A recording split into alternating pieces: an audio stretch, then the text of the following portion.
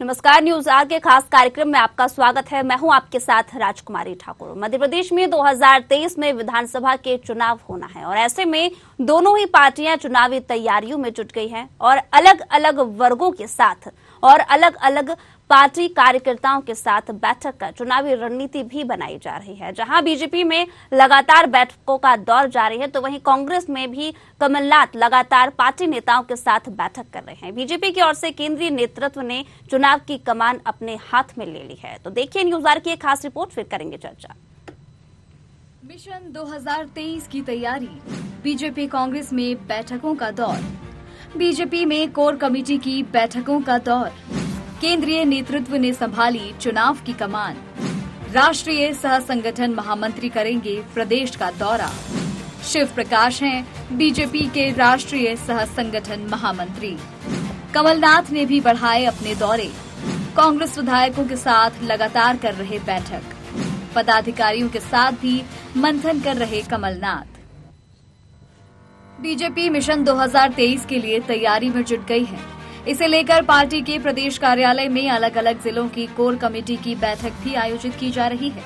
आगामी कार्यक्रमों की रणनीति बनाने के साथ ही 2018 के विधानसभा चुनाव में हारी हुई सीटों पर भी फोकस किया गया है। वहीं विधानसभा चुनाव की जिम्मेदारी कहीं न कहीं सीधे तौर पर केंद्रीय नेतृत्व में अपने हाथ में ले ली है और अब इसी के चलते बीजेपी के राष्ट्रीय सह संगठन महामंत्री शिव प्रकाश मध्य प्रदेश के सभी संभागों का दौरा करेंगे और पार्टी कार्यकर्ताओं के साथ बैठक कर चुनाव की रणनीति तय करेंगे।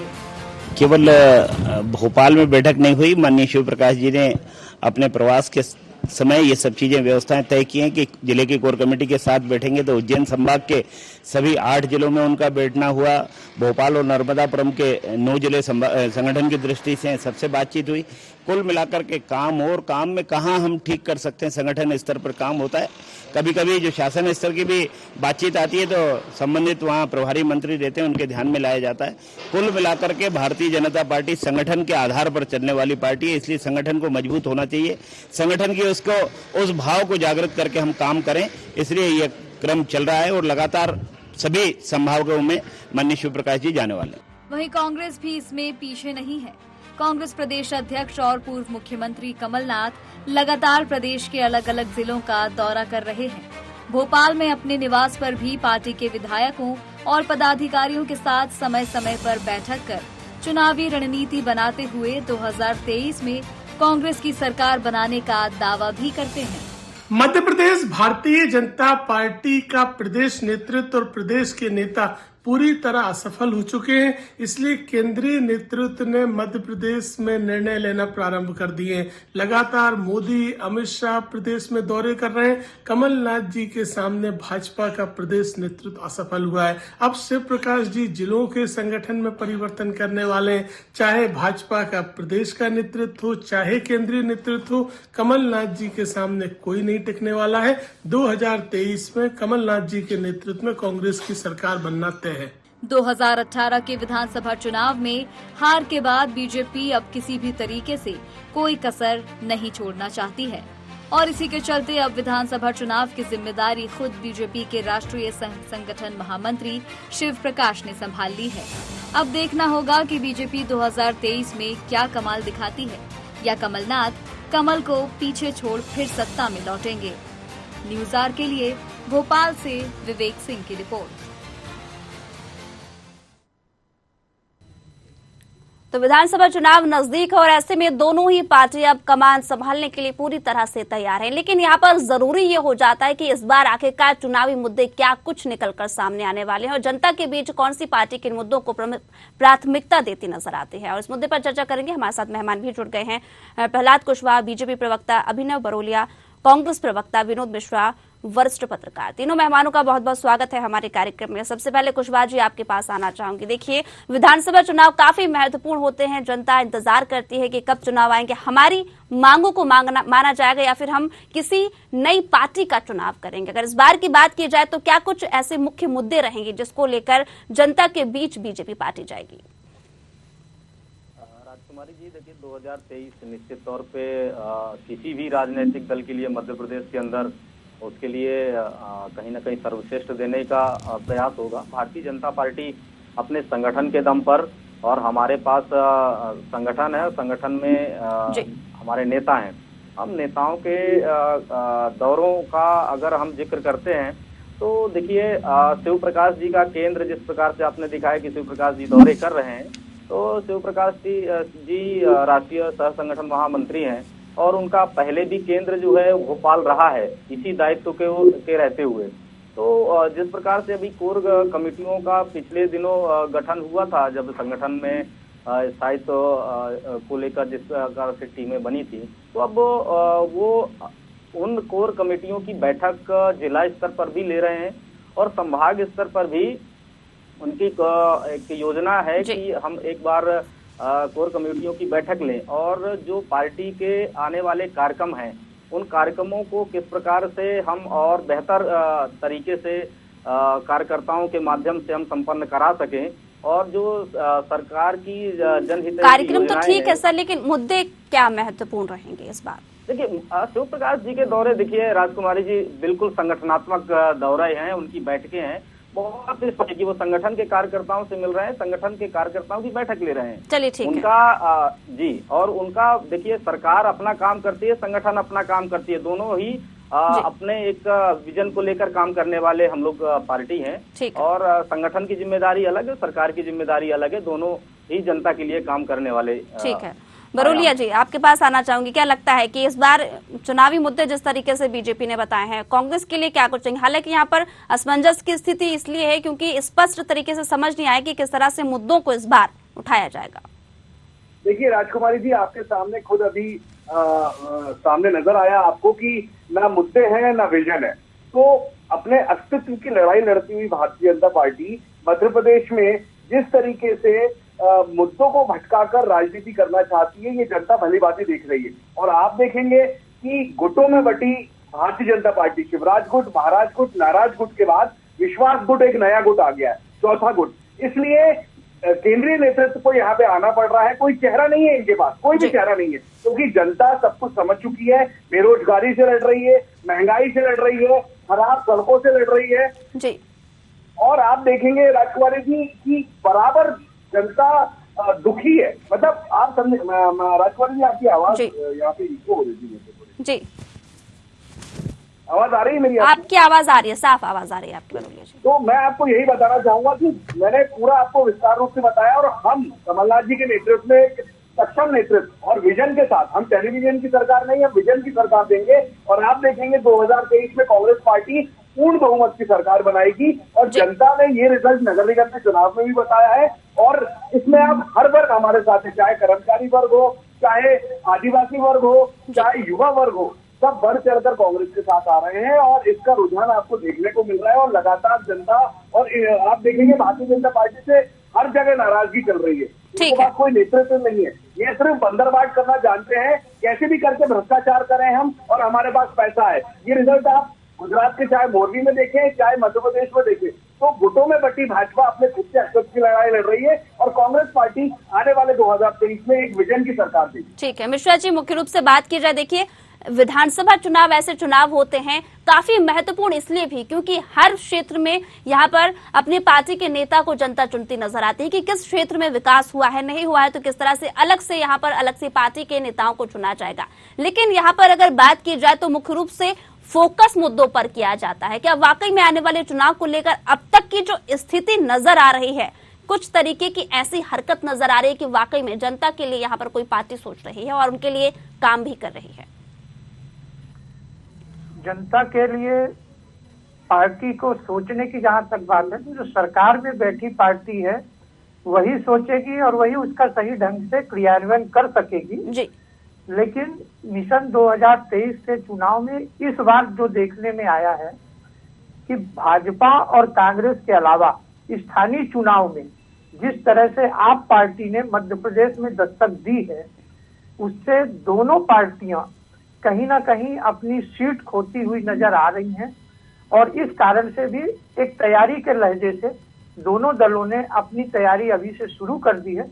और देखिए, राजनीतिक दल होने के कारण अपने संगठन के नेतृत्व के जरिए, या उस भावी प्रत्याशियों के तलाश के जरिए संगठन के सही उम्मीदवार की तलाश और संगठन में जो नाराज हैं या जो बहुत समय से पीछे पड़े हुए हैं उन्हें आगे ला करके नेतृत्व देना, ये एक राजनीतिक प्रक्रिया और संगठनात्मक प्रक्रिया है। दोनों दल कर रहे हैं, ये अच्छी बात है और इससे प्रदेश की जनता को एक अच्छा अवसर मिलेगा कि जिसकी घोषणाएं अच्छी होंगी, जिसके अमल अच्छे होंगे। देखिए, हम ये नहीं कह सकते कि अमल कौन करेगा, ये जनता देख रही है कि किसने कितने वादे पूरे किए हैं या कौन वादा खिलाफी करती है, उस हिसाब से वो अपना रास्ता तय करेगी और मिशन 2023 की जो गद्दी आएगी उसमें विराजमान जी बिल्कुल। और मिश्रा जी, अगर एक तरफ से देखा जाए तो देखिए, अलग अलग क्षेत्रों में जब हमारी टीम गई तो उनके अलग अलग मुद्दे थे, लेकिन यहाँ पर अब कहीं ना कहीं सवाल उठता है कि किस तरह से यहाँ पर इन नए नए मुद्दों को लेकर जनता के बीच यहाँ पर नई पार्टियां जाती हुई नजर आएंगी। क्योंकि अगर पुरानी बात की जाए तो जनता का कहना है कि हमारी आज भी वही समस्या है जिसका समाधान किसी ने नहीं कर पाया। पार्टियां आई, यहाँ पर चुनाव हुए, नेता बदले, लेकिन समस्या जस की तस बनी हुई है। देखिए, जैसे कि मध्य प्रदेश में यदि आप देखेंगे तो महंगाई हमेशा से बड़ा मुद्दा रहा है जी। बेरोजगारी हमेशा से युवाओं के लिए मुद्दा रहा है और इन दोनों चीजों में ना तो 18 महीने जब कांग्रेस रही तो उस पर सफलता पाई है और ना ही भाजपा जो कि 17-18 सालों से कंटिन्यू है, डबल इंजन की सरकार है, या कहिए कि कुछ स्थानीय शासन के चुनाव जीत कर तीसरा इंजन भी लग गया है। उसके बाद भी सकारात्मक रूप से युवाओं की जो बेरोजगारी है, देखिए रोजगार के अवसर और नौकरी दोनों अलग अलग चीजें हैं, लेकिन दोनों में विफल रही है।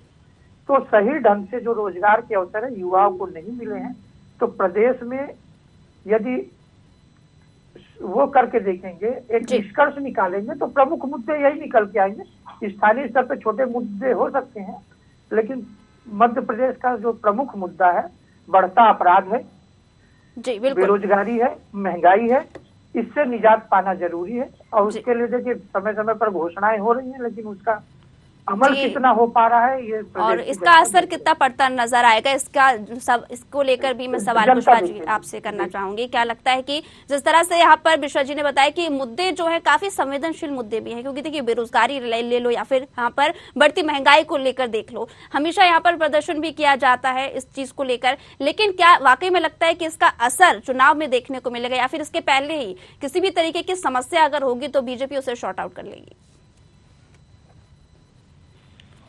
शॉर्ट आउट करने का तो प्रयास भाजपा कर रही है, लेकिन मुझे लगता नहीं है कि उस इच्छा शक्ति से वो कर पाएगी या नहीं कर पाएगी। ठीक है। क्योंकि आपको याद होगा कांग्रेस के कार्यकाल में जब महाविद्यालय के अतिथि विद्वानों ने धरना आंदोलन प्रारंभ किया था ये नीलम पार्क में, तो यही प्रदेश के मुखिया शिवराज सिंह चौहान कहे थे कि चिंता मत करो, टाइगर अभी जिंदा है। और सरकार में आने के बाद टाइगर कहिए या प्रदेश के मामा कहिए ने उन अतिथि विद्वानों की आज तक शुद्ध नहीं ली है, ना उन्हें नियमितीकरण या स्थायी वेतनमान जैसे किसी पदों से वो करके उनके उस रोजगार को स्थिर किया है। ठीक है बरोलिया जी, देखिए साफ साफ नजर आ रहा है कि जो घोषणाएं पहले की गई थी उनका ही पालन नहीं किया जा रहा है, तो आगे चल के किस लिहाज पर जनता यहाँ पर वोट देगी बीजेपी को? देखिए, वही मैं आपसे लगातार बोल रहा हूँ, हम लोकतंत्र में हैं और लोकतंत्र में रह के हमें लोकतांत्रिक प्रक्रिया को समझने की भी जरूरत है। भारतीय जनता पार्टी शायद कुछ भी नहीं समझ पा रही है। आपने देखा होगा 1 साल में कई डैम बह गए, कई सड़कें टूट गई और अभी भी राजधानी भोपाल में सड़कें खराब हैं, धूल धुएं से लोग परेशान हैं। मतलब बीमारियां लगातार बढ़ती जा रही हैं। युवा बेरोजगारी के लिए आप जगह जगह देखेंगे इंटरव्यूज के लिए जा रहे हैं, एग्जाम्स दे रहे हैं, लेकिन उनको कोई सफलता नहीं मिल रही, वो घर बैठे हुए हैं।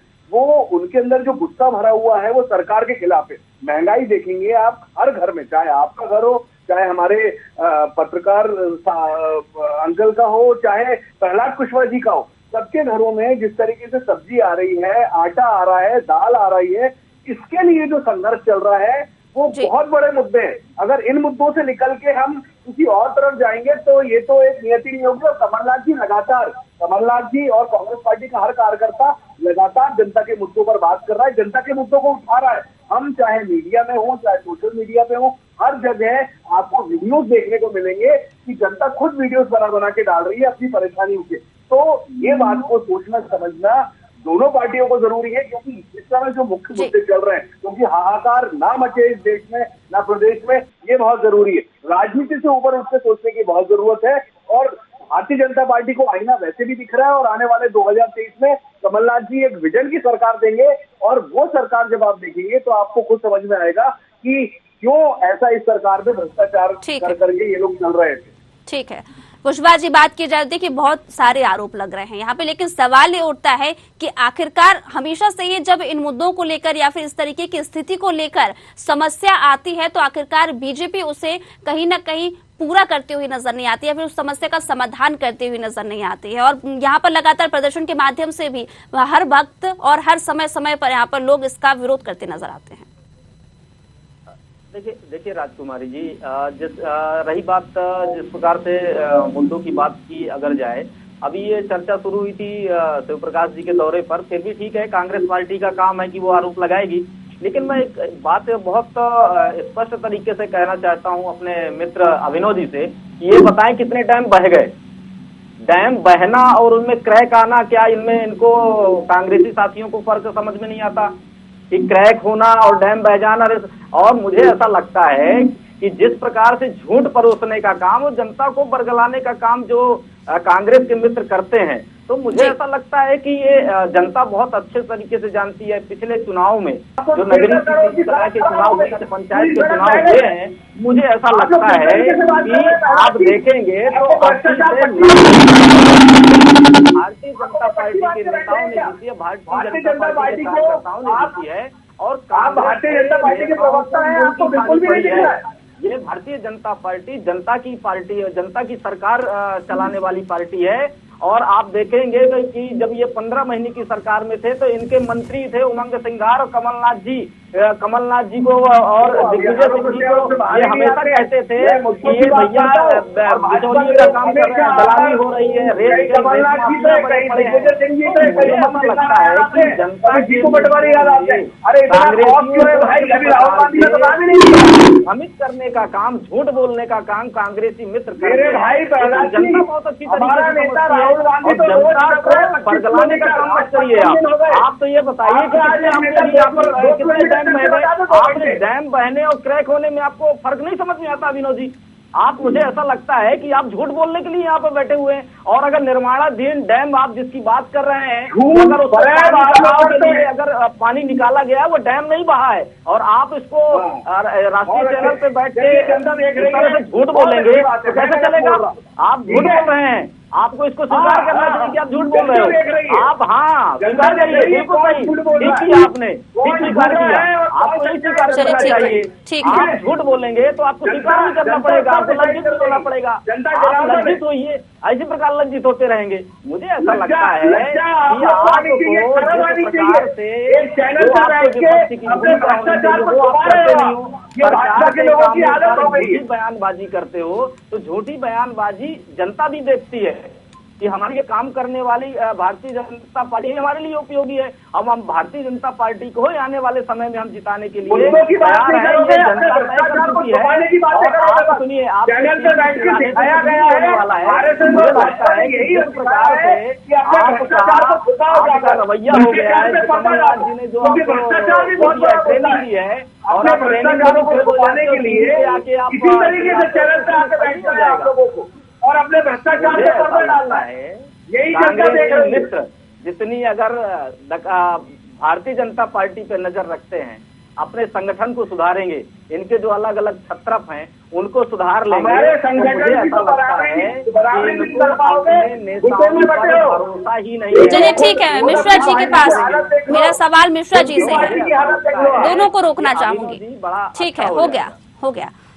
मिश्रा जी, अगर बात की जाए मुख्य रूप से अब तक के सफर की बीजेपी के, तो जिस तरीके से जनता को समस्याएं आई हैं, कई लोग यहाँ पर विकास को लेकर किसी तरीके की बात अगर निकालते हुए भी नजर आए तो उनका यही कहना है कि देखिए विकास तो हुआ है लेकिन आज भी कई ऐसी सुविधाएं हैं जो जनता को नहीं मिली। इन दोनों में अगर कंपेयर किया जाए तो किस तरह से जनता का सहयोग बीजेपी को मिलेगा एक एवरेज के तौर पर? देखिए 17-18 सालों से भाजपा यदि है तो ऐसा तो है नहीं कि कार्य हुए ही नहीं है। कार्य हुए, लेकिन जनता की इच्छा के अनुरूप जैसे कार्य होने चाहिए, या मैं ये कहूंगा जैसा कि देखिए भारतीय जनता पार्टी का जो चरित्र है या जो एक जनता के प्रति जो सोच थी, क्या उसके अनुरूप इनके कार्य आम जनता के बीच और प्रदेश में आए हैं। हम जब किसी पार्टी या दल से तुलना करते हैं तो एक अच्छी सोच के साथ करते हैं, और जब वो सोच का परिणाम हमें नहीं मिलता है तो जनता जिस ईमानदारी की सोच के साथ, जिस केडर वाइज की सोच के साथ, जिस अच्छी सोच के साथ चुन के लाई थी, लेकिन उस दृष्टि से वो कार्य जब पूर्ण नहीं होते, वो मुद्दे हल नहीं होते, कहीं ना कहीं निराश होकर के विकल्प की तलाश की ओर जाती है। मैंने जैसा पहले भी कहा कि इसके पहले के चुनाव में ऐसा कोई मध्य प्रदेश की जनता के पास विकल्प नहीं था, लेकिन अब यदि इस तरह का कोई तीसरा विकल्प उभर कर आता है, ये प्रदेश की जनता जानती कि देखिए मध्य प्रदेश में बसपा साफ हो गई, सपा साफ हो गई, नेशनल दल जो थे वो अखिल भारतीय कांग्रेस के वो साफ हो गए, मेरा मतलब नेशनलिस्ट पार्टी से है ना। अब तो एक नया दल आ रहा है आप, जिसकी एक छवि, ठीक है, इसे लेकर भी चर्चा कर ही लेते हैं, क्योंकि वाकई में यहाँ पर जिस तरह से नए दल की बात मेरा वही कहना है, जिस दल से तीसरा दल आ रहा है तो हमें भी अपनी कथनी करनी और विकास कार्यों को ऐसी सुगमता से और सुचारू ढंग से लाना पड़ेगा, चाहे कोई भी दल हो, देखिए बिल्कुल, कि जनता में एक अपनी अमिट छाप छोड़े जिससे जनता चुन सके। बिल्कुल बरोलिया जी, क्या वाकई में यहाँ पर अब दो पार्टियां वो नहीं कर पा रही है जो जनता चाहती है, इसलिए अब जनता को तीसरा विकल्प चुनना पड़ रहा है? नहीं, मुझे तो ऐसा नहीं लगता है, लेकिन जिस तरीके से मैं तो वैसे भी आम आदमी पार्टी और AIM को भाजपा की बी टीम मानता हूँ, क्योंकि आपने देखा होगा बुरहानपुर के रिजल्ट आपके सामने है, 10,000 वोट जिस तरीके से AIM ने लिए, और उसके बाद आम आदमी पार्टी आपने सिंगरौली में देखा होगा किस तरीके से वोट लेके वोट काटने वाली पार्टी कहलाती है। इन लोग का कोई धरातल नहीं है, आपने देखा होगा। मैं आम आदमी पार्टी के बारे में तो बात भी नहीं करना चाहता, ना मैंने कभी करी, क्योंकि वो एक झूठ बोलने वाली और एक मतलब आप समझ रहे हैं, कोई विजन नहीं है उनके पास, कुछ भी नहीं है, उनको सिर्फ मुंह से बोलना आता है और ऐड देना आता है। ऐड की सरकार है, मतलब थोड़ा बहुत प्रोपोगंडा करना, ऐड देना और उसके बाद जनता को भ्रमित करना, तो उस चीज का फायदा उठाती है। हमारी बोली वाली जनता है, हमारी जनता, देश की जनता हो चाहे प्रदेश की जनता हो, बहुत भावुक है, बहुत इमोशनल है।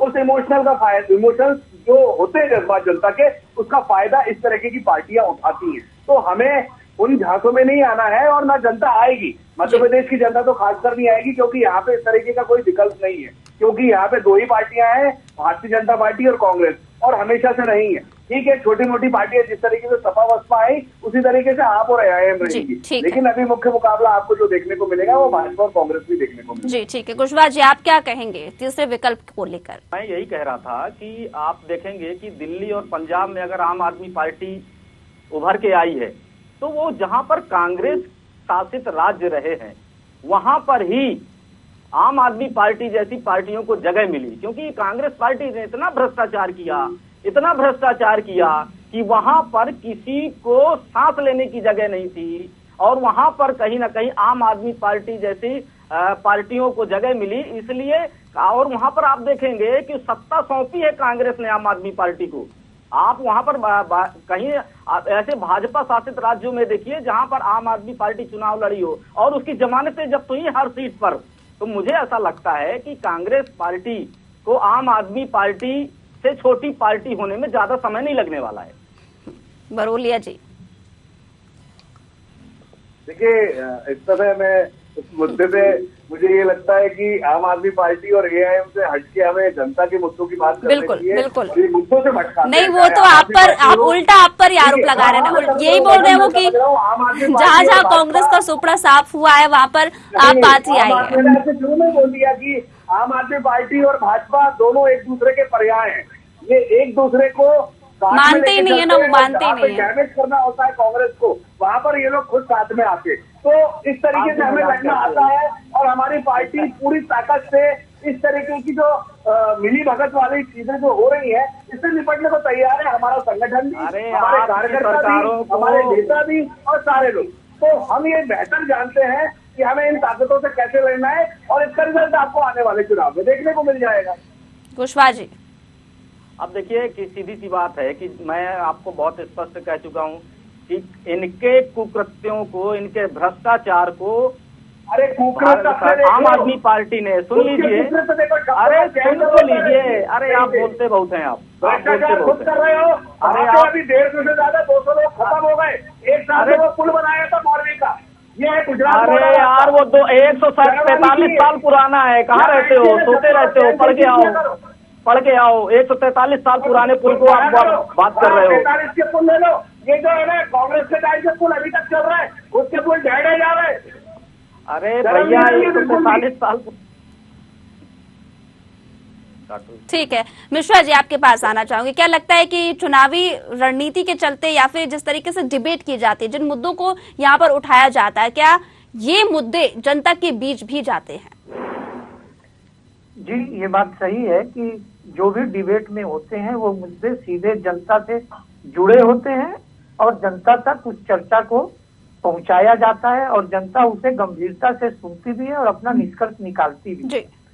और मैं डिबेट में जो भी बैठे होंगे इसी चैनल में, सभी चैनलों से ये कहता हूँ कि जिस विषय पर डिबेट हुआ करे उस विषय को ही केंद्रीकृत करके और निष्पक्षता से और एकदम निडर से सही बात बिल्कुल इसलिए उठानी चाहिए क्योंकि आप उस संस्था के प्रतिनिधि की हैसियत से जब बैठते हैं बिल्कुल, तो टाल मटोल या इस तरह की जो आरोप प्रत्यारोप जो होते हैं जिससे हम संदेश तो नहीं दे पाते, उल्टा लड़ने में पूरा समय निकाल देते हैं। बिल्कुल, तो उसकी बजाय हमारे संस्था की जो इमेज है या हमारे जो टारगेट है या लक्ष्य है वो जनता तक पहुंच सके और जनता हमसे प्रभावित हो सके, हमारे दल को वोट दे सके, ये कहीं ना कहीं महत्वपूर्ण हो जाता है। बिल्कुल मिश्रा जी, बिल्कुल सही बात है। और इसी के साथ तीनों मेहमानों का बहुत बहुत शुक्रिया हमारे साथ जुड़ने के लिए। और आपको बता दें कि विधानसभा चुनाव नजदीक है, ऐसे में यहाँ पर दोनों ये पार्टियां कमान संभाले हुए बैठी हैं, लेकिन अब ये तो आने वाला समय ही बताएगा कि आखिरकार जनता किस पार्टी का सपोर्ट करती नजर आती है। मुख्य रूप से ये भी अहम हो जाता है कि किन किन मुद्दों को लेकर यहाँ पर जनता के बीच तमाम पार्टियों के नेता जाते हैं। जनता को जरूरत है उन मुद्दों की जहां वाकई में उनके क्षेत्र में समस्याओं को लेकर, पर्टिकुलर उस मुद्दे को लेकर यहाँ पर कहीं ना कहीं अब जद्दोजहद करती हुई नजर आ रही है। मांग, विरोध प्रदर्शन से लेकर सारे हथकंडे अपनाए जा रहे हैं, लेकिन अब यहाँ पर कहीं ना कहीं विधानसभा चुनाव के चलते जनता का समय आने वाला है और आने वाला समय बताएगा कि किस तरह से यहाँ पर जनता पार्टी को सपोर्ट करते नजर आते हैं। लेकिन फिलहाल मुझे दीजिए इजाजत, जुड़े रहिए न्यूज़ आवर के साथ।